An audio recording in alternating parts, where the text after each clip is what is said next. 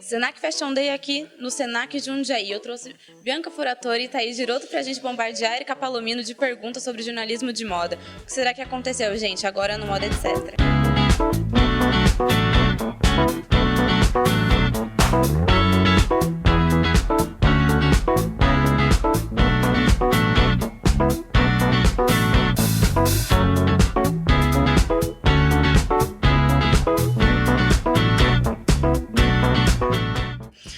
Bom, é super importante para quem trabalha com moda e além dos horizontes da própria moda. Quer dizer, não adianta ficar só olhando revista, não adianta ficar só olhando a internet, precisa acompanhar, ter estudado história da moda também, mas é muito importante ficar ligado em tudo que está acontecendo.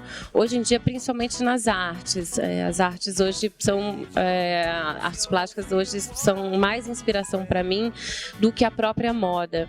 E tem uma outra coisa também que eu acho que é super importante para mim, é reforçar sempre a relevância da leitura.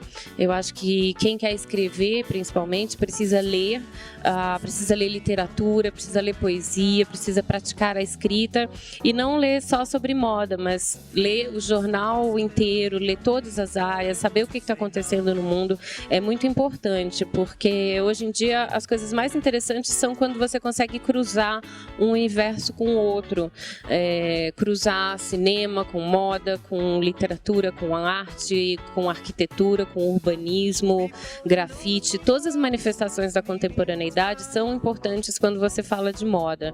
E a leitura também de outras coisas que não tem nada a ver. Por exemplo, de vez em quando comprar uma revista de cavalo, de vez em quando comprar uma revista de moto, acompanhar os X Games, jogos de inverno, qualquer coisa que saia um pouco do universo e é importante para a formação. Eu, por exemplo, gosto muito do noticiário esportivo. Primeiro porque me relaxa bastante ver esporte e ler sobre esporte também. É um universo que é muito rico e que me incentiva bastante. As semanas de moda costumavam ser direcionadas aos profissionais do setor e hoje em dia elas se popularizaram, então acabou virando um evento também e em grande parte para outro tipo de público, como celebridade, blogueira, imprensa em geral e curiosos. Você acha que esse novo público está preparado e tem real interesse pelas informações que são apresentadas lá? Eu acho que nessa sua pergunta tem dois caminhos de resposta. Um deles é que a moda de alguns anos para cá, ela transbordou além do próprio universo da moda. A moda entrou na moda, né, como a gente costumava dizer, de 10 anos para cá. Então, mais gente começou a se interessar por isso, a ver o que acontece nos eventos de moda, também porque é um universo que de fora desperta muito glamour, desperta muito interesse pela beleza, pelas roupas, pelo espetáculo dos desfiles. Claro que tem muita gente que está ali mais também para aparecer. Tem o que a gente chama de imprensa off-fashion, né, que é a imprensa das celebridades, a imprensa que está ali para fazer matérias de comportamento. Eu concordo, de certa maneira, com esse aspecto de que os eventos de moda muitas vezes se parecem um pouco como feiras. Eu fiquei feliz nesse último São Paulo Fashion Week, principalmente porque a gente teve uma diminuição no número de pessoas que estava ali presente. Quer dizer, você sentia que quem estava ali era realmente porque tinha que estar, porque trabalha com a moda de alguma maneira. Isso é melhor para a gente que está trabalhando, porque você não tem aquela multidão de gente na Bienal que você tem que ficar atravessando ali para conseguir chegar na sala de desfile. Então, deixa as coisas um pouco mais profissionais. Porém, com a explosão desse universo dos blogs, por exemplo, esse foi o grande assunto da última temporada internacional, quer dizer, essa coisa das blogueiras, as pessoas que vão super, ultra, mega produzidas né, só para os fotógrafos tirarem fotos dos looks e tal. Isso, de uma certa maneira, por uma parte da imprensa de moda é considerado como menor, por outro lado, eu considero uma manifestação natural da valorização da expressão pessoal por meio das roupas, ainda que seja pontualmente naquele momento. Eu acho que no Brasil a gente tem uma moda muito recente, muito jovem, tão jovem quanto o nosso próprio país, então eu acho que quanto mais a moda puder aparecer, melhor. Por outro lado, a gente se ressente, e aí eu digo a gente como mercado como um todo, a gente se ressente de uma formação um pouco mais especializada por parte dos jornalistas e por parte de quem escreve sobre moda. Eu acho que a gente está vivendo um momento de um vácuo, um hiato aí, um oásis no mau sentido de crítica de moda. E a crítica de moda, ainda que ela não atinja o consumidor final, ela serve para nortear o mercado e ela é muito necessária. Então, nesse momento, eu vejo com pesar que a gente não tem um grande momento de crítica de moda. Em relação à popularização, eu acho que ela é irreversível, eu acho muito saudável, porque quanto mais percepção as pessoas tiverem da moda, mais elas vão ter vontade de acompanhar, de consumir, de viver a moda e também de tentar se expressar por meio da moda, que é o que eu acho mais interessante. Ainda no cenário de blogueiras, de blogs e tudo mais, você tem algum blog que você lê? Você acha que a credibilidade em relação às blogueiras é válida também, informação de moda? Como que você lida com? Qual é o seu pensamento em relação a isso? Existem blogueiras e blogueiras. Da mesma forma como na internet, quando a moda entrou no universo da internet, acabou tendo uma separação do joio do trigo e só os melhores sobreviveram, apesar do meu site ter terminado. Porém, o que eu quero dizer é que existe uma vontade muito grande das pessoas receberem receitas ou modelos de como se vestir. Então, é natural que muitas meninas sigam essas blogueiras para se inspirar, para ver o que as pessoas estão usando.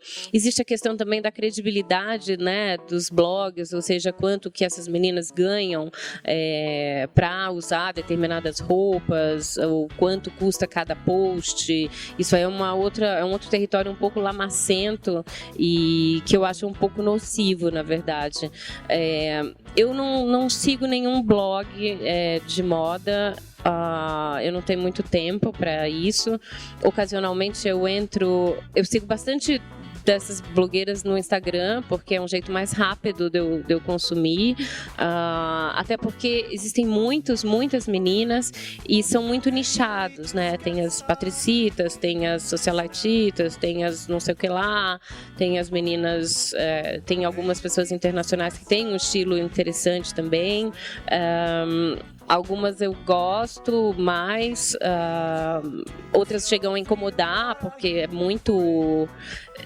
é bastante superficial, né? É bastante afetado, então é uma linguagem que não me interessa muito, mas de toda forma, como jornalista, eu gosto de acompanhar o que está acontecendo, mas quando elas começam a encher muito saco no Instagram, daí eu paro de seguir um pouco e daí volto, dou um unfollow, porque elas flodam muito, né, as redes sociais. Então, tipo, e aí você tem que ter bastante paciência para ver o look do dia, para ver o não sei o quê, não sei quem fazendo ginástica, essas coisas assim. Eu realmente preciso ocupar meu tempo com informações mais relevantes, assim, que eu não tenho todo esse tempo do mundo. Você escreveu por mais de uma década na coluna da Folha, na Noite Ilustrada. Como é que foi para você essa passagem de falar da Noite Paulistana, de falar do comportamento, para chegar na parte de moda, para criar o Caderno Moda e a revista Moda? Em 89 eu já comecei a fazer algumas matérias de moda, porque em jornalismo, como vocês sabem, o método do não tem tu, vai tu mesma, né? Então, não tem ninguém para ir ali, quem se interessa, você acaba se, né, voluntariando e vai. Então eu comecei em 89 a fazer essas matérias de moda, em 92 eu comecei a fazer minha coluna, que também tinha como missão mostrar como as pessoas se vestiam para sair à noite, para dançar, para ir nos clubes noturnos e tal. Quando depois, em 93, começaram os desfiles, que também aconteciam nos clubes, eles começaram a aparecer na minha coluna. Em 94, a minha coluna se tornou com circulação nacional, porque ela estava junto com um projeto que se chamava Atitude, que aconteceu dentro da Ilustrada 4 vezes, eram 4 páginas semanais dentro do Caderno Ilustrado, então era como se fosse uma subeditoria, e aí eu já falava da moda internacional, da moda das ruas, que era como quando estava acontecendo o boom relacionado à moda jovem, o que eu chamo de segundo terremoto jovem. Então tinha Corinne Day, David Sims, a Kate Moss começando, o auge das revistas como The Face, ID e tal. Então eu trouxe isso para esse universo e comecei em 94 a cobrir os desfiles internacionais também. Aos pouquinhos, a noite foi começando a me desinteressar, porque noite é muito uma questão de frescor, né? Quando você começa, você fica um pouco mais envolvido, deslumbrado com aquela novidade toda, depois que a novidade passa, e eu sou muito novidadeira.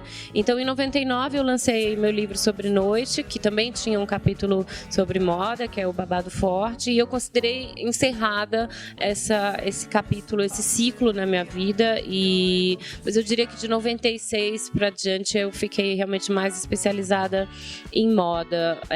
O Caderno Moda foi uma experiência bem interessante, que eu comecei no jornal, quando a moda no Brasil realmente começou a se desenvolver, quando a gente teve mais oportunidade de fazer, né, foi o que eu chamo de retomada da moda brasileira, e depois virou a revista Moda, que eu dirigi até a minha saída da Folha, quando eu pedi demissão, porque eu considerava também o meu ciclo dentro da Folha como terminado, eu já tinha o site também, e aí eu comecei a minha revista. Então foi bem fluido, de uma certa forma planejado, mas as coisas foram acontecendo, assim, quando eu vi eu já estava ali dentro.